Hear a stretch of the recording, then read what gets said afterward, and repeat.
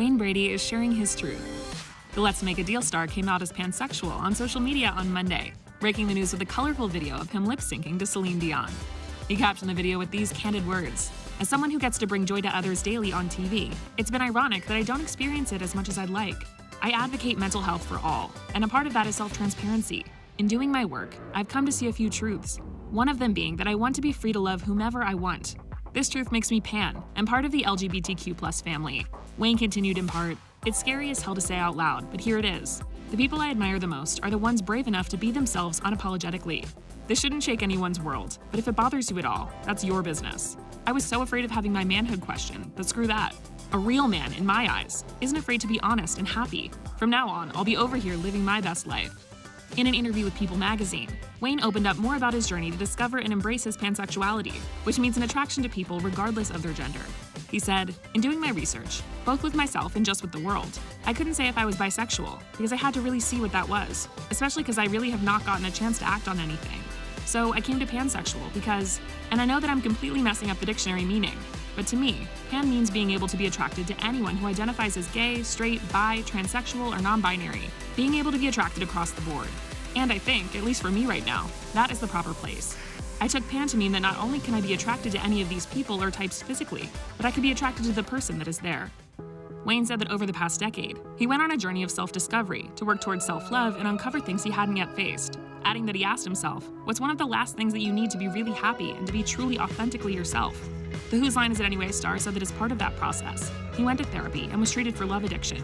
He also said that he came to reflect on the attraction he'd experienced for men in his life, and realized that he wanted to be forthcoming about being a part of the LGBTQ+ community. Wayne shared, "I've told myself in the past, also, nobody needs to know about my personal business. The world can absolutely go without knowing that Wayne identifies as pan, but that gave me license to still live in the shadows and to be secretive. What does that feel like to actually not be shameful, to not feel like, oh, I can't be part of this conversation because I'm lying? I had to break that behavior." The entertainer added that he hopes to be a good partner to someone one day, but isn't dating yet, saying, "I am single, but it's not about being with someone right now. I've got some work to do still." Then, Wayne is a single, open-minded pansexual, can make a decision to be free and open to other people. He said that for now, he's trying to be, quote, "the most Wayne Brady I can be," including for his family, which includes his ex-wife Mandy and their daughter Miley. Wayne is close with his ex, and she was the first person he came out to. Mandy told People of her response, "I just said, great, as I knew coming out would help him be happier." When Access Daily chatted with Wayne back in 2020, he told us about his tight-knit blended family with Miley, Mandy, and Mandy's partner, Jason. Wayne, last time we touched base with you, you were quarantining with your ex-wife and her boyfriend and your daughter. How's that going? Yes.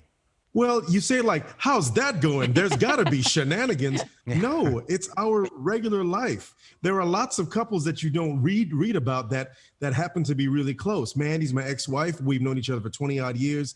And in this time of a bubble, her and her boyfriend come over to my place because we live 2 minutes away from each other, and we quarantine together with our daughter. So it's been natural for us. We didn't need a quarantine to do that. We've been doing this for Miley's whole life, but we're just hipping the rest of the world to it. And now we have a sitcom that we're working on with our friends who were the showrunners over at Will and Grace, Tracy and John. We're writing a script about, a life as a blended family. We call ourselves the Core Four. I love that. That's what it should be. That's so funny. And talk about, life imitating art, I guess, in this case. And I think it says a lot about you, man, that, you know what I mean? You get along with the ex well, and things are obviously better than just cordial, and taking co-parenting to the next level right there. So the premise of the show, is it specifically based on your exact family? Are you going to be using like the same names, or are you going to modify it a little bit, or how will it be different? It's kind of Curb Your Enthusiasm-ish. It's based on our family. Oh, got so it. It'll be our family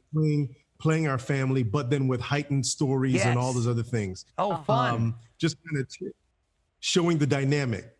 Now, your daughter's a teenager. How's dating going? Take it out before quarantine. How are you handling all of that? It's a natural part of life. I thought that for years, when people come up to you and say, uh-oh, she's a pretty one, you better get a shotgun. At first I thought, oh yeah, maybe I will handle it, the bad boys way with Will and Martin when the guy comes up to the door and you end up intimidating him. You want to date who? But then I thought about it, and I read these amazing words someplace that said, if I've raised my daughter the right way and instilled a great sense of self in her, then why would I be worried? I should trust the fact that she is going to follow in these footsteps that I've laid as a father and her mother has laid as a mom, and the two of us working wonder twin powers in tandem to raise her. That's awesome to hear, and the logic sounds solid. But at the same time, I got to give them that little dad stare, so they know what's up. That dad doesn't play. Oh yeah, he has to know that. I mean, upon entering the house, you give a nice firm handshake, but now in the COVID era, it's like I bump his elbow just a little harder than needed. Right. I'm like, but welcome to my house. And now we're good. And he walks around going, damn, Mr. Brady. So he knows what's up. I respect that. Cool. I like that. I think my dad would counsel the guys, like, buckle up if you're taking kid out. I think it was that way. Tell us about the show you're hosting, Puppy Best in Show. We love anything involving puppies. Me too. You guys know from your years in the business, anytime that's something that you genuinely love can intersect with the business piece that you get asked to do and you're paid for it, it's a job. It's a perfect thing. I love dogs. I have 4 dogs, as you can see in some of my TikToks, because my TikTok game is strong. I have 4 dogs of my own, 2 Rotties, a Bichon Frise, and a Tibetan Terrier. Wow. All over the place. And then Mandy has 3 dogs, so we have a pack of 7. You got a kennel. I love dogs. So Kanan reached out to me and said, "Hey, would you host this pre-show with the puppies?" And I said, "Of course. You're gonna pay me to hang out with puppies? Done deal." So I'm hosting the pre-show, and the pre-show is amazing because we're also going to be doing this contest that people can send in their videos, and you send in your puppy videos, and if we pick your video as the best in show, we give you $5,000 plus a year's supply of Kanan puppy chow. Hey, I got a puppy right now. Right. Really cute, little Oscar. Really cute. I might come up. A little Frenchie. I'm gonna submit. Put Oscar. Ooh, a Frenchie too? Yeah. Yep. Put Oscar in the video. Put Oscar in the video. That's what's up. All right. $5,000 for just taking a video of your puppy. And at the end of the day, they're also doing a lot to educate new puppy owners during the pre-show, because we all know those people that see a movie and go, "Oh my God, I want a Dalmatian now." And as soon as the movie's finished, Right. they have a dog on their hand that has now grown from a puppy into a dog. And they're like, "Oh, I can't do this." Royal Canin is all about dog adoption and puppy safety and rescues. So that's why I signed on board, and I'm so glad to be on the team. Well, Right Wayne, on, we're man. so glad we got to see you. Best of luck with everything. We're so excited about your new show, the sitcom about your life, too.